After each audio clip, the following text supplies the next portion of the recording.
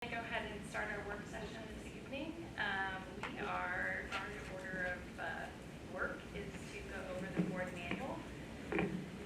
And so all of us are prepared to bring forth recommendations for the manual. And so we're going to invite Madeline to come up. Oh, we don't think we can do a number of agenda, yes. I move to approve the agenda for the work session. Second. Okay, Jill said it first, so we'll take Jill. And then we're going to go ahead and start with the board manual work session. So these work sessions throw me off every time. Do we need to vote for this? Just a motion and a second, so we're just going to, all those in favor? Okay, all those in favor say aye. Aye. Aye. Those opposed say nay. Okay, the motion carries. Okay, so now we're going to get started. Madeline, if you'll come up. So we asked our board members to try to submit your recommendations so that we could try to get those over to legal, see if we could make sure that everything would be okay for us to talk about in this particular work session. So Madeline is prepared with those recommendations. If there are some recommendations that you want to bring up in this meeting, we're not opposed to that. But we will be moving forward. We'll try to go down the list to make sure that we've talked about everything that was submitted. First item is G110B. So if you guys want to find that, you guys have the link on your computers. Has everybody found your link?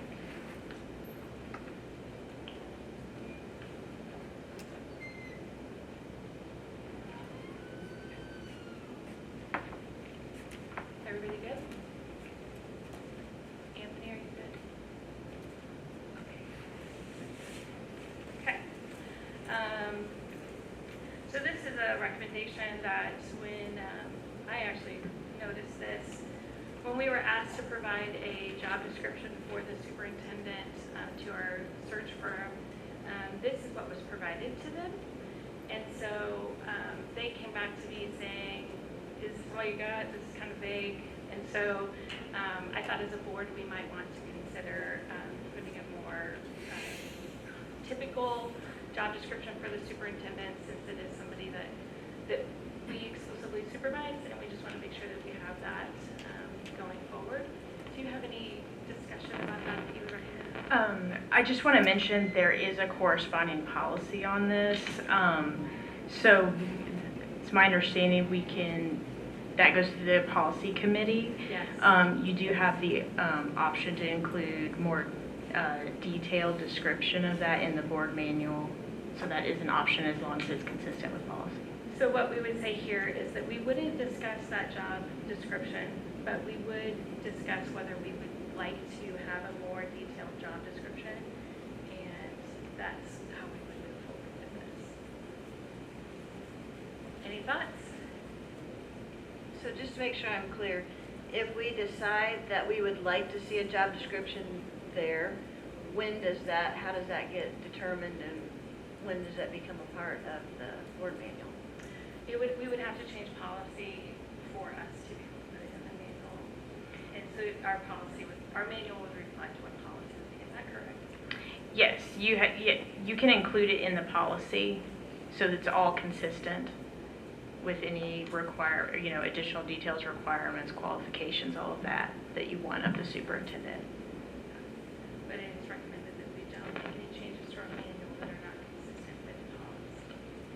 So that's why I want to make sure we take care of those separately.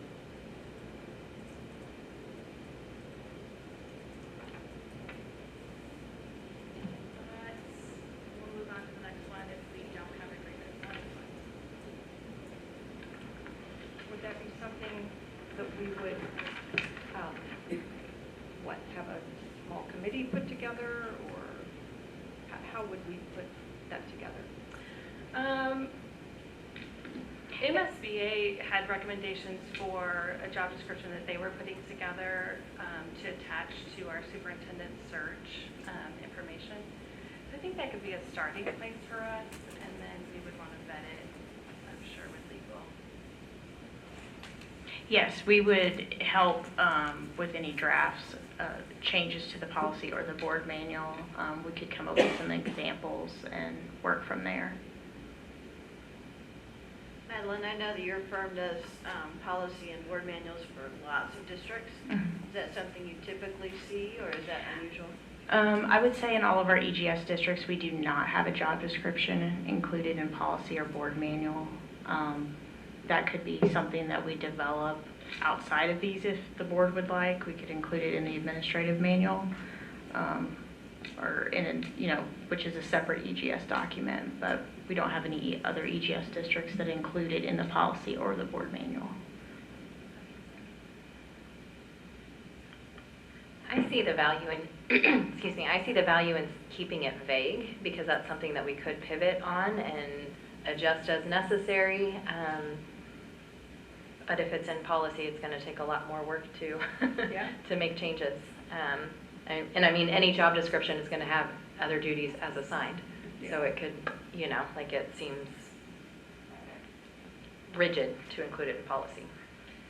I do think it would be good for us to be able to have something though, like when we are working from somewhere. So I don't necessarily, I can see how maybe it doesn't reside in the board manual or in our policies, but having something somewhere would be good.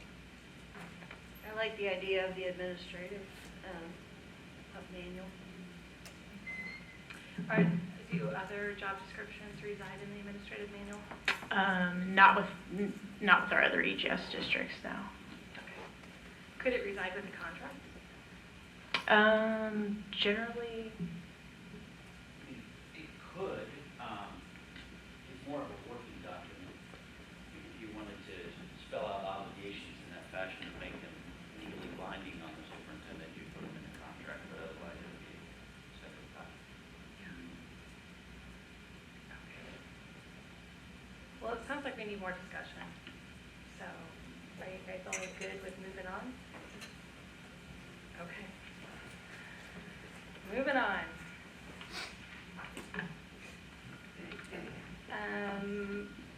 And next item was G155B board meetings.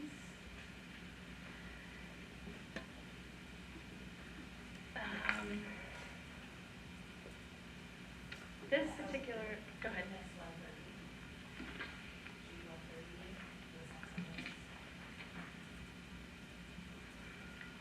I appreciate you pointing that out. I flipped a page and didn't have that. Wendy, do you want to speak to this one?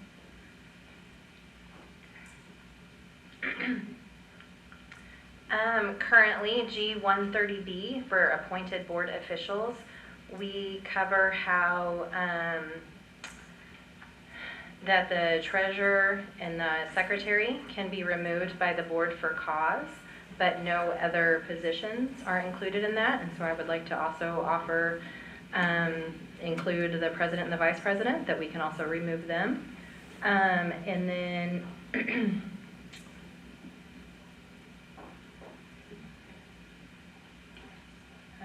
I think that was all that I had in my notes, was just adding those two positions. You mentioned length of terms. Sorry.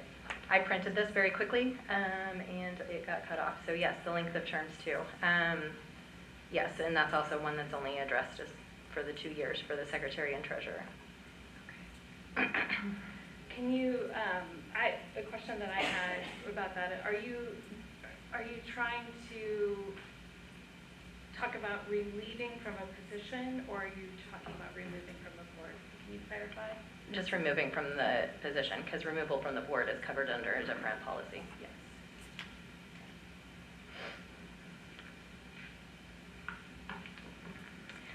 just to point out, G160B does address the annual selection of those positions, if that's helpful.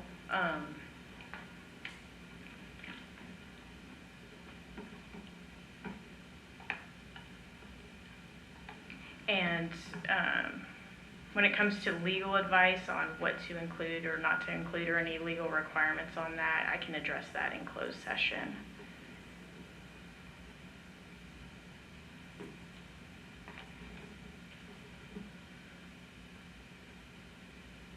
Okay, G160B, I just pulled it up. It only talks about the election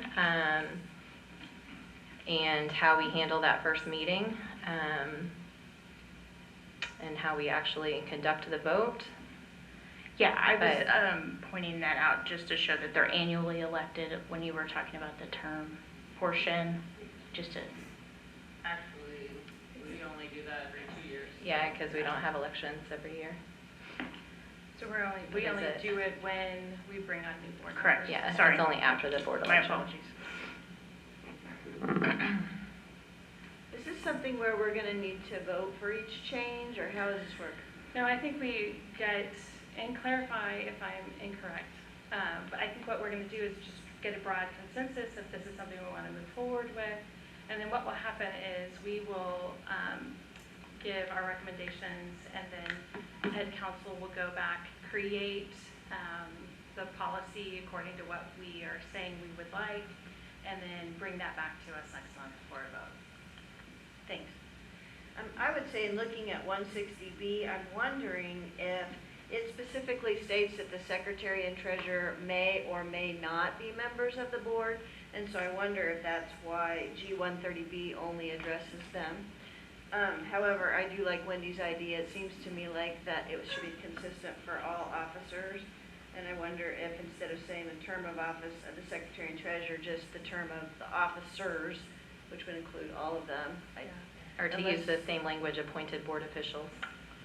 Yeah, I think as opposed to like listing every officer, it would be better for us just to say all officers. I guess what I'm trying to say is I would support that change.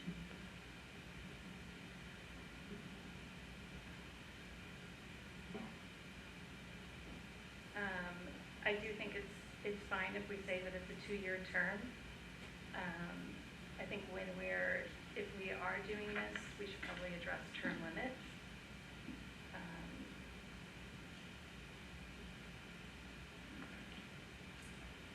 So, like, is there anything that was any reason why we would say no more than 3 terms as an officer? When it comes to legal requirements on that, I can address that in closed, what's allowed under statute. Okay, perfect. I am using my mic. Yeah, it's on.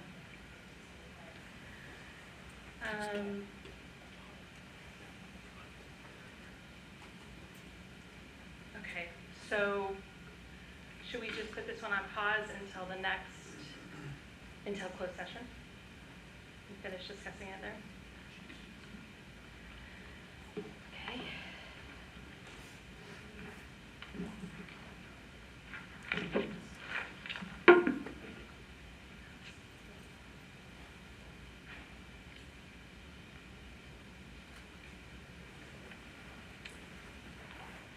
The next one that I believe is here is G155B.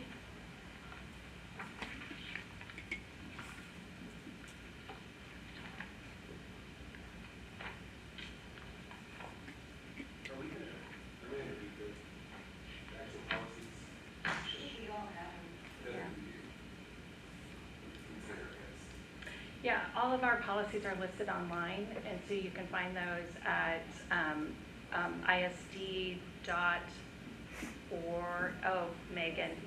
isdschools.org, under school board, and then under there, it's under policies, and then we are specifically looking at board manuals. But if there's something that you want to read, Vice President, you are able to read that. I don't know all of them that we are considering tonight. I was just being concerned to those who may not have the ability to struggle from, listening and engaging to the policy. I can consider someone who just the process. Yeah, I do think that we have a lot to get through, so I want to make sure that we are able to do that. So whatever is decided to do, I'm fine with.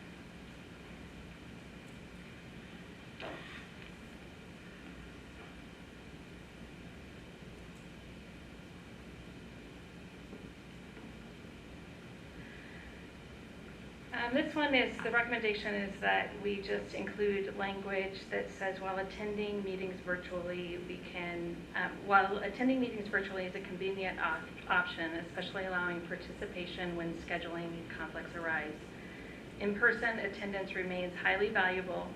Face-to-face meetings promote stronger communication, collaboration, and engagement by allowing participants to build relationships and contribute more effectively to discussion and decision-making.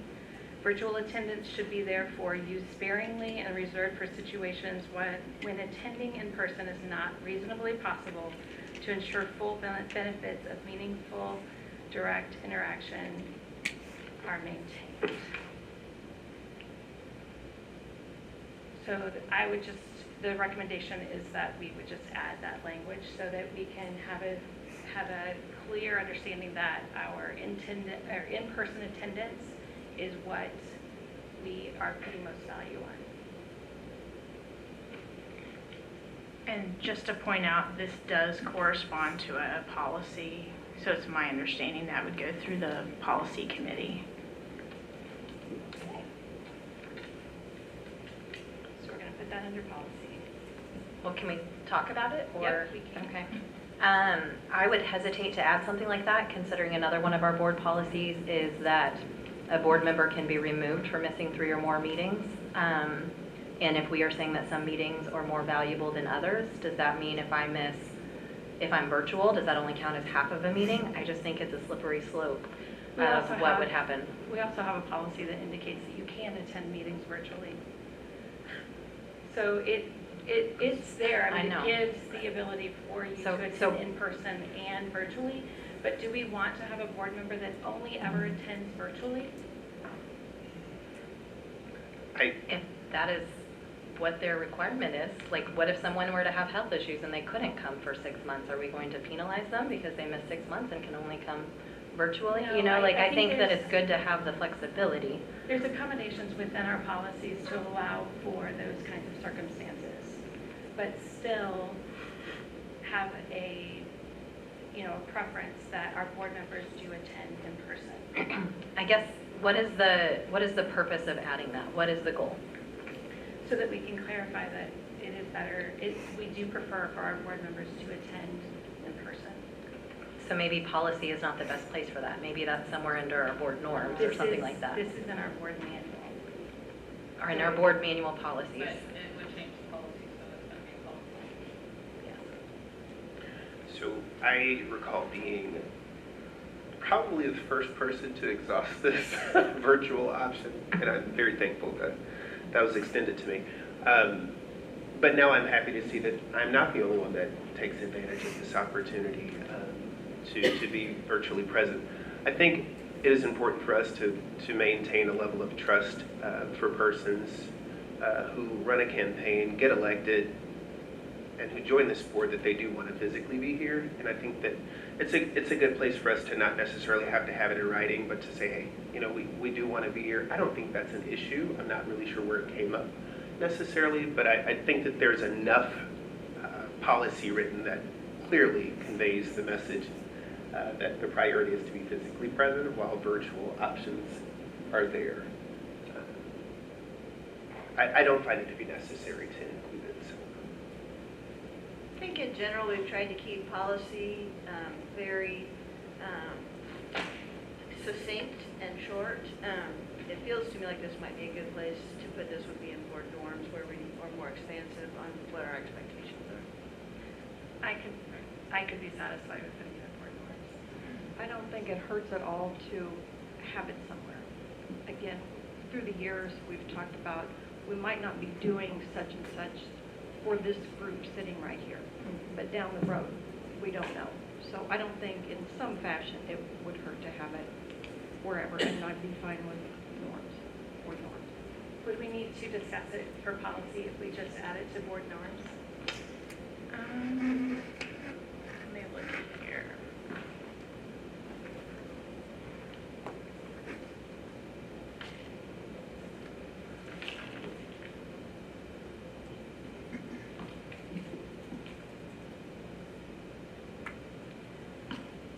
Board norms is only in the board manual, so it's not in policy.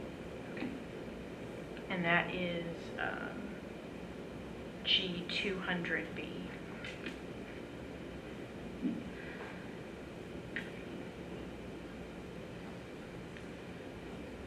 Do we have a consensus that we could add this or something to this nature in board norms?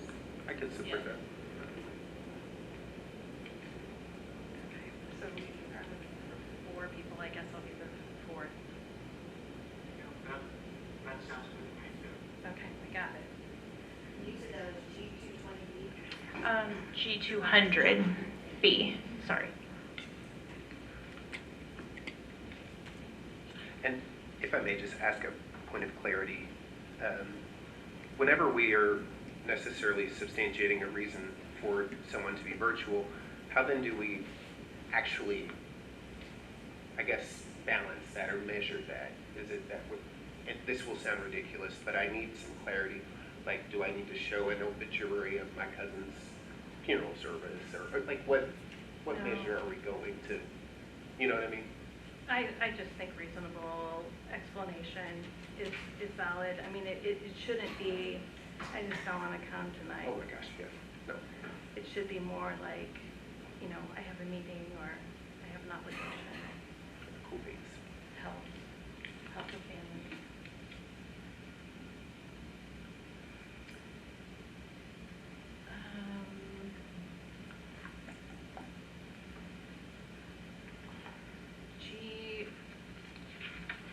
G170B is the next one. No, yes. G170B.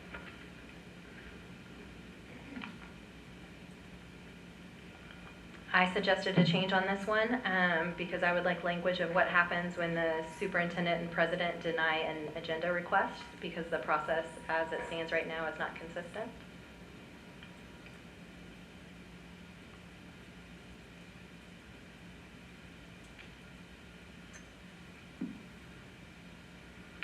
And from our perspective, we'll make any changes as directed by the board, and if we're happy to review any proposed processes and provide any legal advice on that. To G170B? Yes. Okay, I just wanted to make sure you were talking about the agenda. I'm like, oh, cool beans. When you say that 170B is not consistent, are you talking about between policy and board manual? I mean, in practice. Oh, okay. Yeah. When previously, and I'm not talking current, like right this second, but previously when I would submit a request for an agenda item, I often wouldn't know that it wasn't approved until it didn't show up when we got our board packets. So if it's not approved, what is that process? What do we do? What is the appeal process? How are we handling it when it is not approved as an individual board member?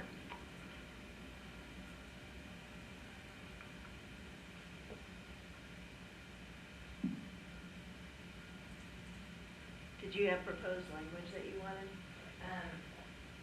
My understanding is that's why it was sent to legal for proposed language. No, they just were checking to make sure things were not in policy. So if you have proposed language, that would be acceptable. I'll add to that. I feel like I've brought this up before, and some of the feedback that I received was, you know, whenever I ask for a modification or an addition, it's always granted. At least that's what I recall from my recollection.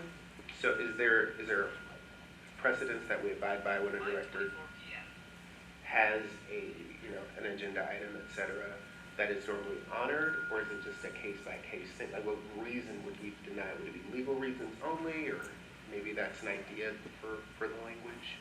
I don't know if we can go into that or not. Yeah, initially I think the rationale that we were operating under was if it was an action item, we would be able to move it forward as an agenda item. There is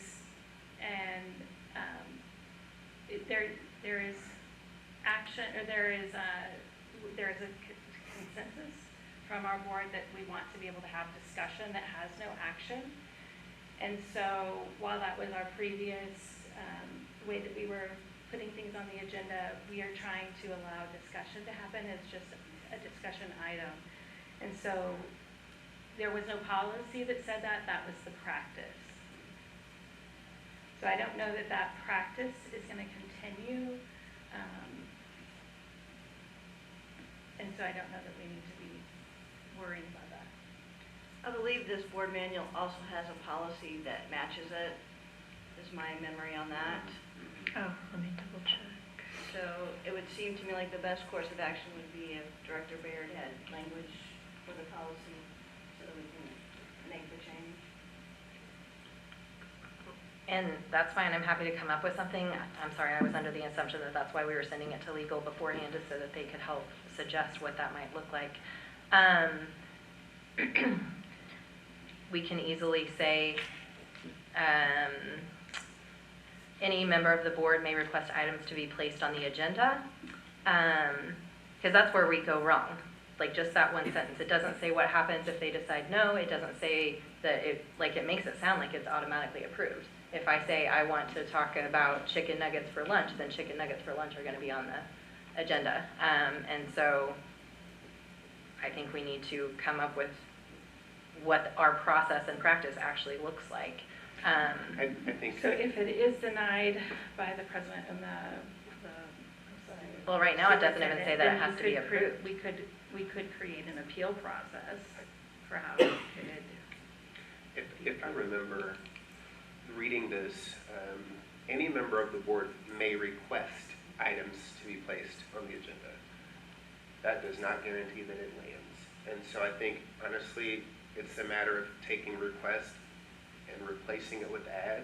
If that's what I'm hearing you ask, then any board member may add items to be placed on the agenda.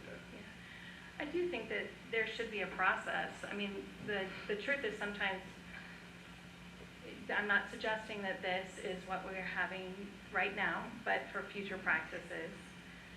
You could have a board member that requests the same item to be on the agenda every month, even though there was discussion about it, or even though there was a decision about it. They could request for that to be put on the agenda the next month, and we can't, I just think it would hinder our business because we're just continuing to bring that back up and put it back on the agenda. So I do think. Call me Mr. Hopeful, but man, I hope we don't have to deal with that. But if you do, I can tell you how fun it is to ask a silly question in front of everybody. It doesn't feel so great. And so, if you want to be that silly, you know what? Be silly, because it's gonna show. I think we need to think in a more respectful and respectable way of our peers, that they're gonna come and be serious about this role. If you want to come up and ask about chicken nuggets every board meeting, then hopefully you feel fulfilled. They're really important. I mean, really, yeah. Well, and I think this can easily be solved by just adding, any member of the board may request items to be placed on the agenda. If that request is denied by the board president and the superintendent, comma, the item may be added with a quorum of other board members. I know I can move to amend the agenda, but if I do that at the meeting, because our board policy says that we can't allow people to speak off of the agenda, no one's going to get to speak on it because I'm amending it there. They're not going to know that it's going to be on the agenda when I move to amend it. So it would be nice if it could be done before the speaking deadline. And it doesn't look Whether good. that's a board vote or Wendy has requested to talk about chicken nuggets, please weigh in quickly, yay or nay. And if I have 4, then we have 4. Or I'm happy to go and... I think that we could do that and determine by majority that it could be added, but maybe we should say that it will be added to the next board meeting, not that particular board meeting, because I just don't know that the timeline would allow. Well, but if I had requested it to be on this agenda and it was denied by 2 people, I think I should have an opportunity to appeal that ruling so that it can be talked at that meeting. I agree with you, but I just don't know that it would be possible. So I think we should say that at a minimum, that you would be able to do it by the next board meeting, next regular board meeting. That's what it is. I know, we're all... Would that be any kind of a sunshine law violation if we're? We could address that in closed session, providing legal advice on that. Okay. Is there, just a point of clarity, to the point that President Dixon was just making, regarding timing, that's what I'm hearing us kind of discuss, is the timing of everything. Is it possible that we could see the agenda or proposed agenda sooner rather than later? That would at least give us time to make said additions or changes? I think that it would be difficult for us to get the agenda any sooner than we're currently getting it. And I'm not saying a Cycle finalized, business. I don't mean a finalized, that would be unreasonable. I totally understand that. What I'm saying is just an idea, here's the outline, here's kind of what I'm thinking, you know, what we want to kind of speak to or have outlined. If So you you're have just thinking a suggestions. proposed Yeah, agenda. Yeah, absolutely. like a skeletal. Yeah. kind of- It would need the entire board packet, but we would be talking about chicken nuggets and mashed potatoes. Yeah, And I- done. I would hesitate to put more labor on any one of us, like getting the agenda when we get the agenda and having all of the like things in place to do that is quite rigorous. And so like saying, okay, we're gonna have an agenda, proposed agenda before we submit the agenda, but then we have the, like, it's just adding more steps and causing more possible chaos. Could we see the proposed agenda that the officers go over? Isn't that discussed on that Monday? It's already been released. That's already been released. Oh, it's the, okay. the I Monday feel after. like that this could be solved if we just said that the requests have to be made a week before the board meeting. Then you're gonna have enough time that if you get back, if the president and the superintendent get back within 2 days, they can, and they say, no, we're not gonna put it on, then you could try to get an appeal. I mean, I think if you did that a week before, you'd have enough time. Could we say 2 weeks prior to the board meeting? And then that way you're gonna get, so Thursday is when we do the agenda release. And so we're saying the Thursday before that. Yeah, I agree. It would be a week Like- before it's released, not a week before the board meeting. But if you push it back too far, then you can't deal with things, you know, expediently. That's Right. true. And I do think too, we could be, I'm really interested in hearing from legal counsel in closed session because the discussion we're having could very well be null and void if I'm understanding this correctly. Right. Because we're talking potential forum and yeah. I think we'll get the Yes. crannies in closed session. So, Okay, so good discussion. We'll keep talking about that in closed. Pending legal advice. G180B. 185B. 180, Just for you, all in one. 180B. 180B. Mhm. Yep. There's a lot of them. We're skipping.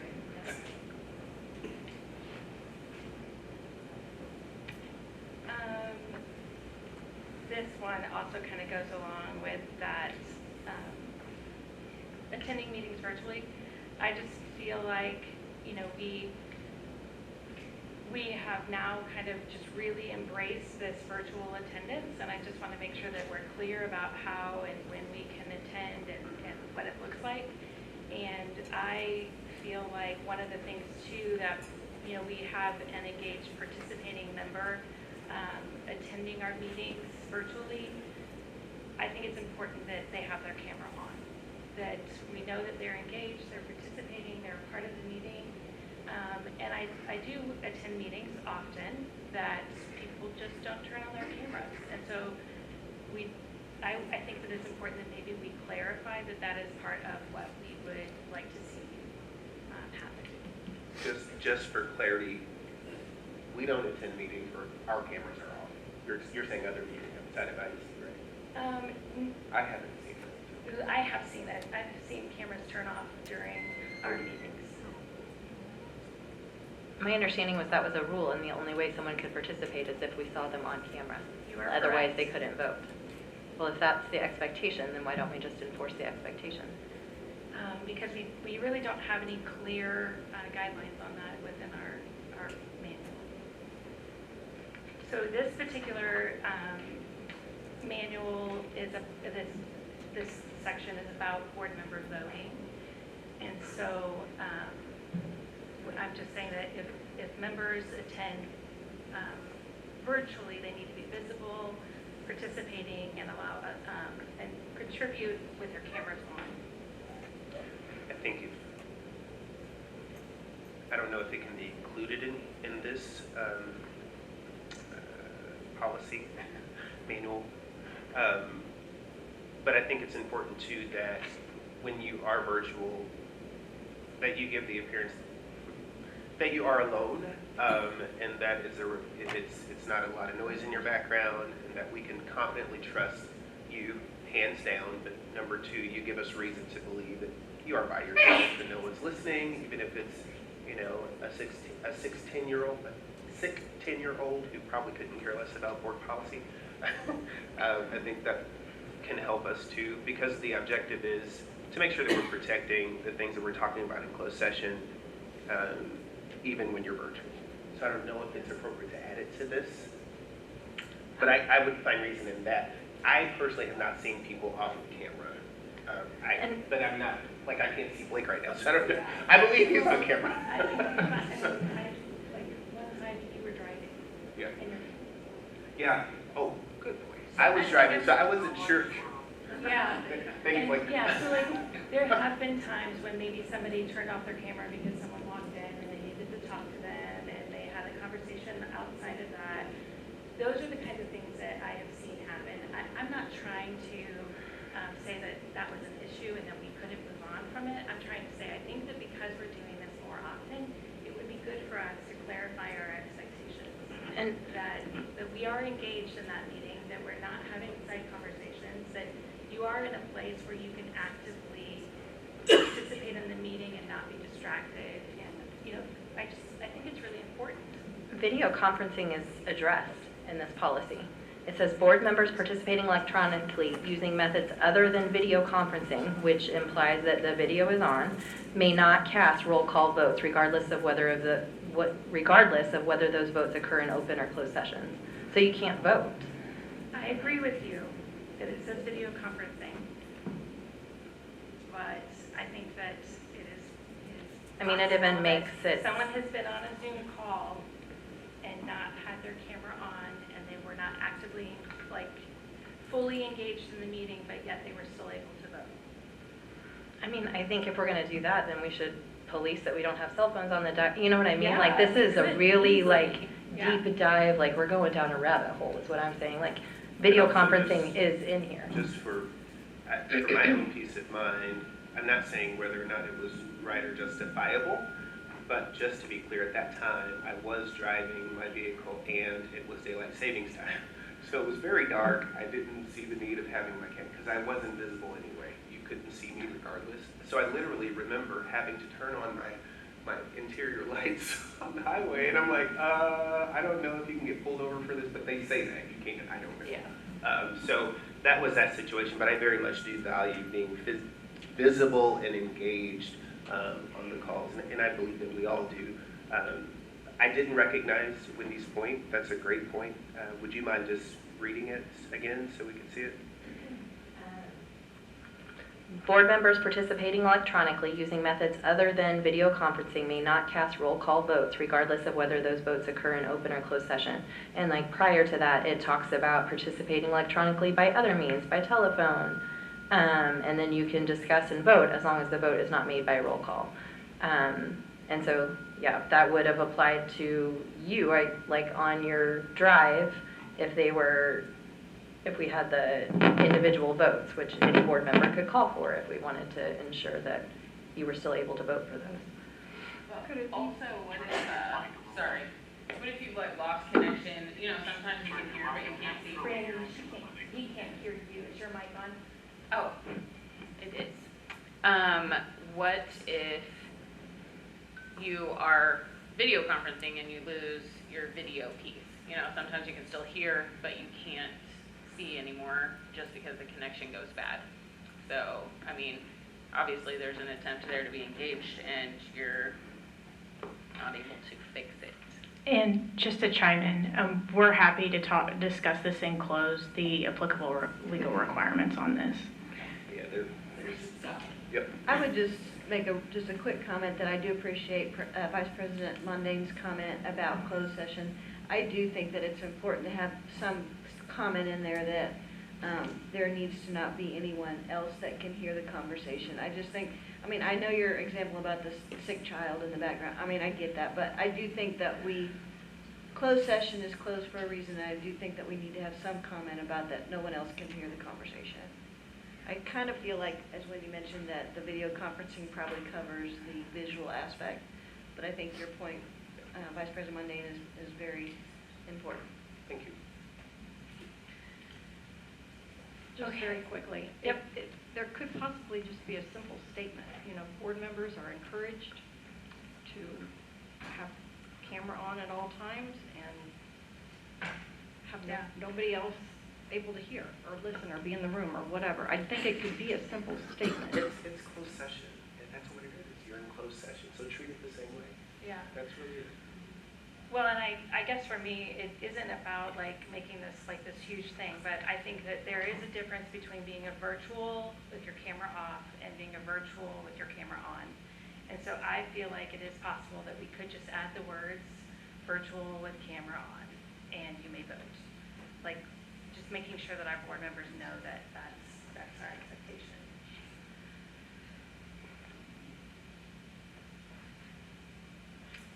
Okay, so we're gonna finish this conversation in closed session.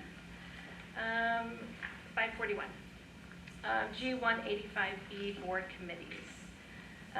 This one was for me, and basically I just wanted to possibly add some wording in this that states, the bottom of the first paragraph, that in all cases, a board member serving on a committee represents the board as a whole and acts in furtherance of the board-approved goals, not individual interest or desires.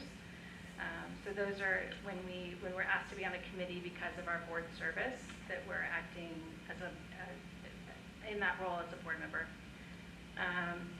And then the second paragraph, service on such committees will be by appointment by the board president in consideration of the board member's individual requests, the purposes identified by the board, the needs of the district, and the overall needs of the board for effective representation.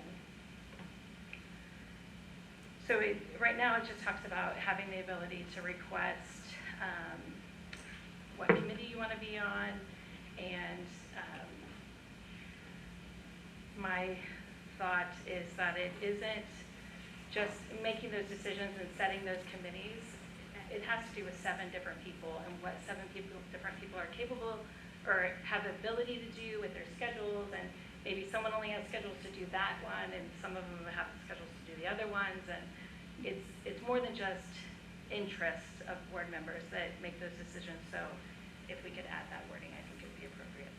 Can you please read it again, like the whole policy with your additions? Sure. The board president or board may appoint annual committee or committees for special purposes. These committees are subject to all applicable laws and rules. Board members may, from time to time, be invited to serve on various committees in the district or community. When board members are asked to serve as a district or board representative on a committee, the board member shall seek to obtain board authorization to serve prior to participation. And then I suggest that we add, in all cases, a board member serving on the committee represents the board as a whole and acts in furtherance of board-approved goals, not individual interest or desires. And then board members may also be asked to serve on committee formed by action of the board. The board president will ask each board member to provide a list of standing committees, of the standing committees on which they would be interested in serving. Service on such committees, this is what I'm adding, service on such committees will be by appointment of the board president in consideration of the board member's individual request, the purpose identified by the board, the needs of the district, and the overall needs of the board for effective representation.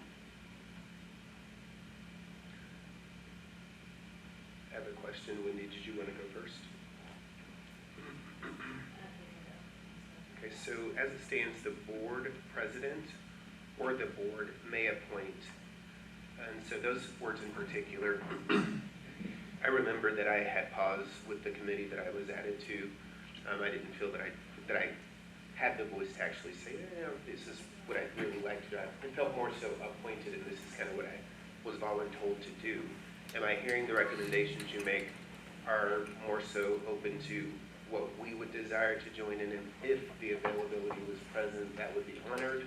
Or does it finally go down to what you appoint or that president appoints? Yeah, so the superintendent and the board president go through all of those committees, and there's recommendations, this committee meets 7 times, and they meet during the day, so it has to be a board member that can meet during the day. This one only meets twice, but it's in the evening, so we have to have a board member that's available in the evening. So there's all of these nuances in those committees, so that superintendent speaking into helping with that is part of that decision-making process. Sometimes it's about, that board member has served in that role before, let's move it around. Sometimes it's making sure that we're, just giving full, balance to responsibilities. So there's just a lot of different nuances that go into it outside of just, I'm a board member and I like that thing, and so I want to do that. And so I want to make sure that we're letting everyone know that, there's going to be a decision made by the board president, superintendent's going to help out with that, but it's going to have all of these things that are going to play into those decisions. I am hesitant to change this policy because the last time that we changed it, the reason that we changed it is because we were all voluntold what we would serve on versus a conversation. Like, I was never asked, what is your daytime availability? What is your evening availability? It was just assumed that I could do the ones that I was told to do. So I'm hesitant to change this because we haven't been able to even do this in practice yet because we haven't reassigned committees until after the next election. Yeah, and this is not changing that ability for a board member to speak into what they can do. So a board member can say, I really can't serve during the day, so please keep that in mind. I'm interested in this thing. And that's still part of what you were granted by this practice that is already there to be able to do.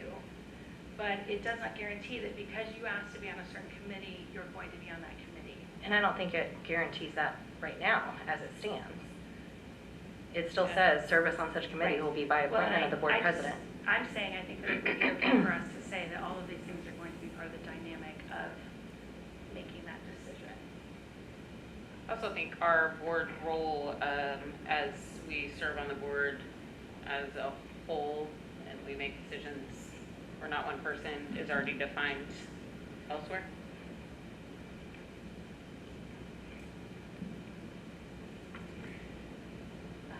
It's quite possible, but it is also possible for a board member to go into a committee meeting and not represent the board. President Dixon, could you speak into, and I don't know if this is your recommendation or not, but seeing that you have the recommendations. Yeah, I did recommend this. Okay, can you speak into exactly why you feel the language needs to change? I'm just struggling with seeing Yeah. where it Because makes I sense. could see the next president having a struggle with this, with the way that it's written, that there are a lot of things that go into that committee assignment, and at the end of the day, it's an assignment that's made by the board president. And so when people want to come back and say, well, I didn't ask for this and you didn't give me what I asked for, I think it would be important for that, our board as a whole, to understand that there are lots of reasons why you didn't get what you asked for, but, we are trying to do what's best for the board. And so the policy was changed to reflect that a board member had the ability to say what they would like to serve in. And so I am saying that I think that the policy could be also revised to include that these things are going to happen as well, that all of these things are going to come into play when making that decision, while keeping in mind what your request is. If I may, the latter part of this reads, board members may also be asked to serve on committees formed by action of the board. The board president will ask each board member to provide a list of standing committees they would be interested in serving on. Service on such committees will be by appointment of the board president in consideration of the board member's individual requests and for the purposes identified by the board. So it's you're going to keep in mind the requests, but also these other things. The purposes of the board, I just think we could clearly define better. I think I'd like to see this play out the way it is.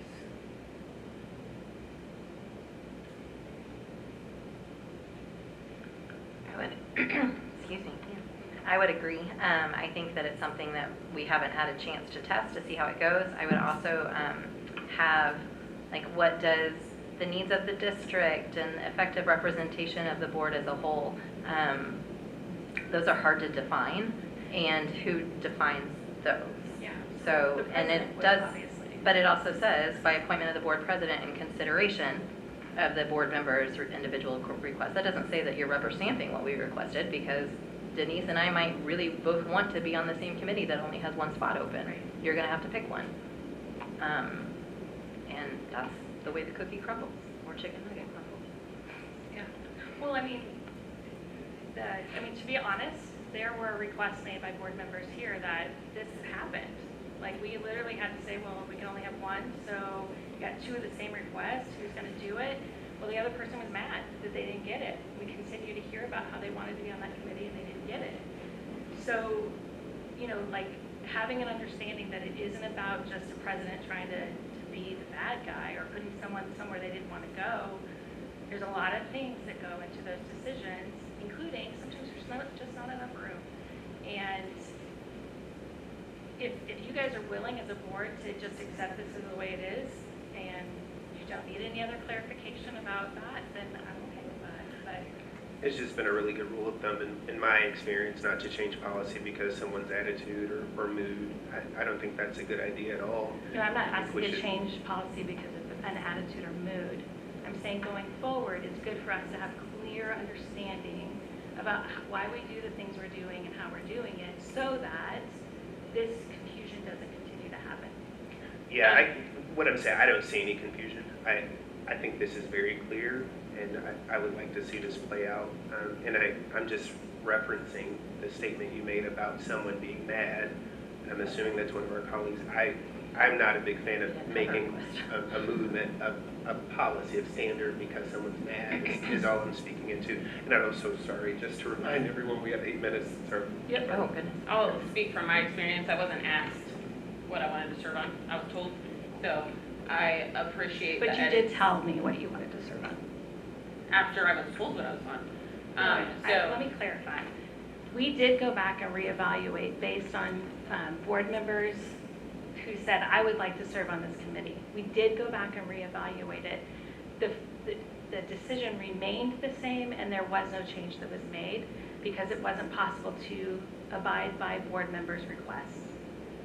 And so we did fulfill that process, but you didn't get the outcome that you wanted. the cookie Right. crumbled the way it crumbled. Right. The Well, cookie but we were crumbled, never and I informed. accepted it, and I've served on the positions that I've served. Yeah. And I like the changes that were made already and would like to see that play out. Please. I might add just a little bit of history on this. Been on the board for 16 years. Up until this last 2-year cycle, we were always asked first what we wanted to serve on, and then the board president would try to give the person at least one of the things that they asked for. I will be completely honest, I was one of the people that was upset about my board assignment, and I probably didn't let it go as quickly as I should have, and I apologize, President Dixon, if I bothered you, because I probably did. No, I mean, honestly, that's not what this is about. So, I just wanted to say that that practice had been in place for the 14 years previous to that. I think it is a good policy. I feel like what I'm hearing is that you want to just make sure that people know that the president's still going to make that appointment. It feels to me like that's already the case, and I'm not sure we need to belabor it. Just Agreed. my opinion. yes, and I will say to you that when you come on as a board president, you really had no idea, and this policy did not say that you were supposed to ask people what they wanted to do. So abiding by the policy, it was like a president needs to determine what the committees are, and I just did it.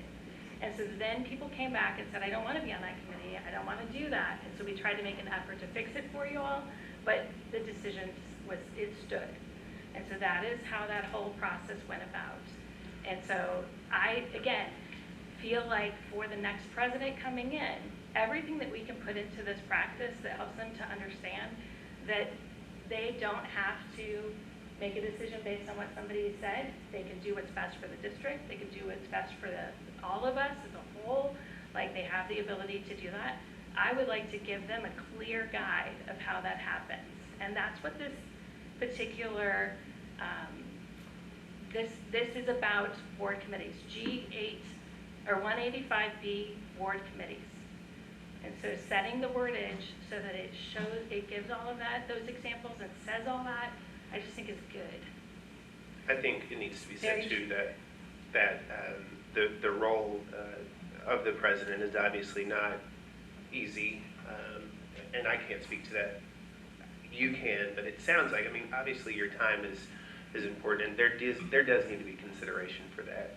I do think, honestly, some of these mishaps and misses that we're having are really going to be fixed or mended with relationship, and if we talk more and have that broader scope, that can be easily seen and discovered. For any person that's in leadership, that's going to make a big difference. And so I think that some of this, opposed to it being in policy, just needs to kind of be in our morale, in our relationship, in our practice, and so with each other. So. G190B, board calendar. I just was noticing that it said that the calendar needed to be emailed, and I wondered if we needed to continue to have that in the board manual. I would like to request that we do. I personally am having a problem with, I use Outlook, and the district uses Google, and so I have to decline every single invite that comes. It's been a huge issue.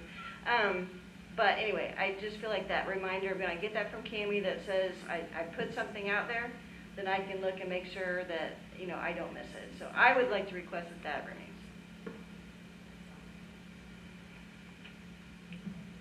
Okay, so we're going to keep it in the board manual that it will be emailed.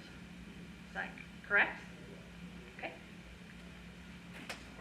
And then Wendy, you had G220B board member orientation. Currently, it states, upon the election or appointment of a new board member, the board president and superintendent will meet with the new board member for a discussion of any questions the new board member may have in general board operations. We are not currently practicing this as it is written, so I would suggest that we add the board president or vice president or even treasurer if we wanted to do that, just to ensure that someone from the officers are included, because I know you were not able to attend. I'm not sure what was happening. Yeah. No, it happened after the election, so you may just not have been informed of it, but it was just Brandy and me and some other folks. So I would add that I would suggest that we include vice president and or treasurer if we wanted to include that too, just to ensure that there is board representation in that meeting.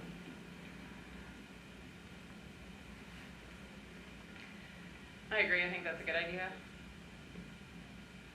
Same. It just gives us flexibility. Yeah, I guess I honestly feel like it could be an option. Like, that orientation is really giving you all of the ins and outs of the district. And the policy kind of talks about, you have the ability, let me find it. 220.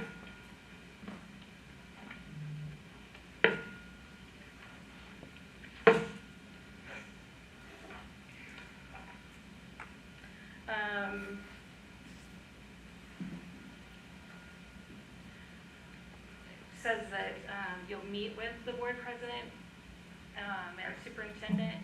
So you potentially could meet with any of the board members outside of the orientation. And so I don't know that it has to be somebody is there present for that, because technically it's quite an extended amount of time that I'm not sure that our officers would all have time to deal with. I don't think all of them, but right now it said that the board president was expected to attend. Right. And I that think didn't that they happen. could say So I think optionally. The superintendent and optionally an officer. And I think it's important just for new board members to feel welcomed and to be able to ask and to build relationships. I think it's important that some mentor from who has been on the board before be in that room with us. I think an active board member Yeah, that would be fine too. If you don't I want think to that make would- it an officer, that's fine.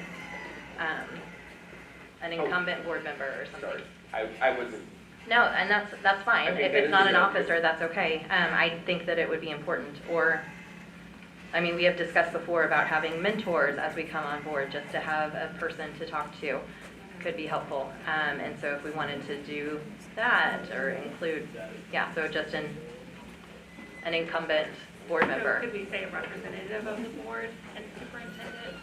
No, I think it needs to be a board member. what, I'm sorry, can we get her to just explain what do you mean, a representative of? So you just said that it could be anyone from the board to attend that meeting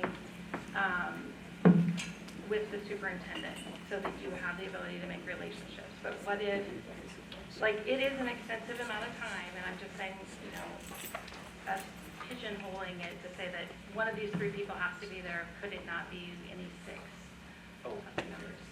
Yeah, I think there's a better way to say it than just a representative of the board. It could, because we wouldn't want somebody who was elected, like we would want somebody with a little bit more experience, who has been on the board a little bit, who could answer those questions.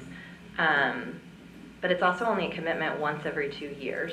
So, and it only, The one-time thing. it's if you're president, then yeah, it probably should be you. Like a refresher is never going to hurt anybody. But if you can't make it, and that's why my suggestion that it be any officer, but if it's another board member, then that's fine too. But to me, it makes sense that it's someone who has the experience, who can answer those questions and has been around longer than a year or two. Which is why an officer made sense. So do we want to do officer, or do we want to do just any board member? I think an officer makes sense, and it's really just needs to be up to that officer and that director to accommodate their schedules. Whether that's at a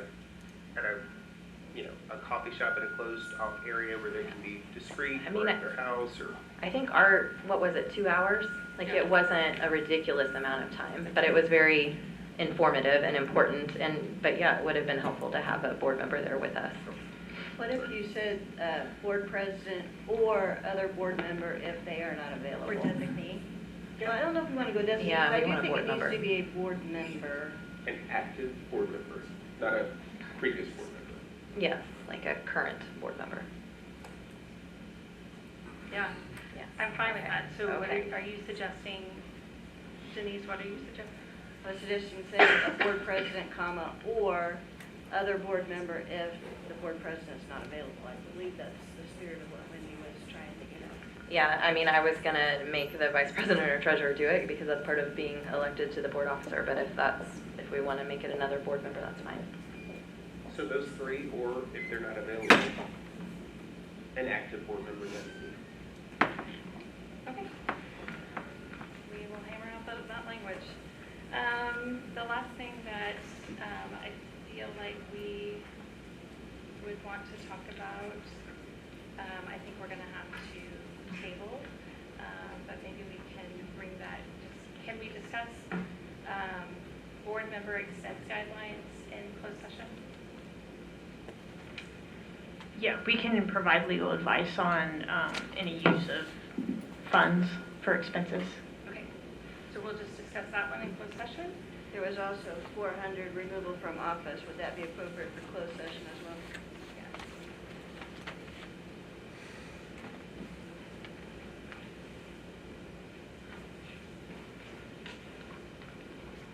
Need a motion to adjourn? Yes. Second.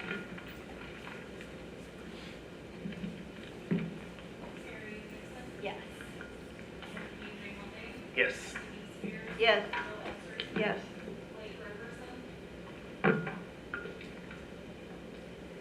Blake is here, he's trying to respond. Can you see? Yes. Yes. Yes.